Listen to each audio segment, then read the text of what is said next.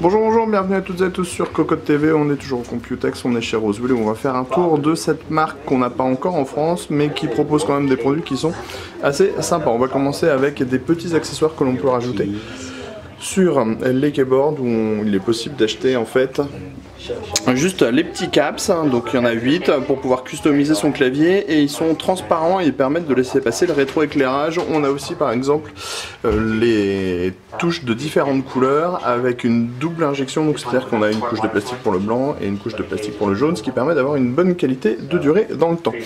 Nouvelle souris, la RGM 1100, donc elle est en laser. Si je ne me trompe pas, de 1600 à 8200 dpi, elle est entièrement programmable avec système d'ajustement du poids en dessous.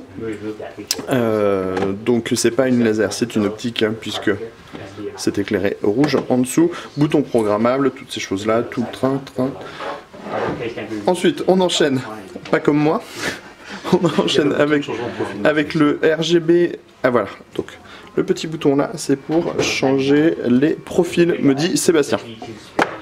Ensuite, on a le RGB 80. Le RGB 80, en gros, c'est un clavier RGB comme chez Corsair, donc qui permet de changer en fait les couleurs des switches et probablement de les programmer parce qu'ils sont customisables.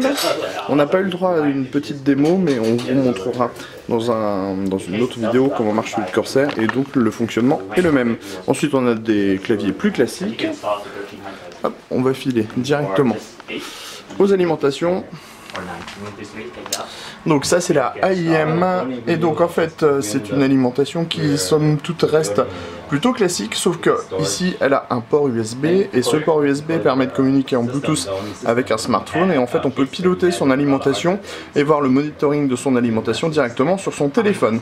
Ensuite on a les Quark série, donc à première vue, pas en vidéo mais on pourrait croire que c'est une alimentation de type passive. En fait elle a juste un cover qui est entièrement en aluminium sur le dessus, elle est ensuite entièrement modulaire. On a ici les diodes qui montrent les activités sur les différents rails et c'est plutôt sympathique.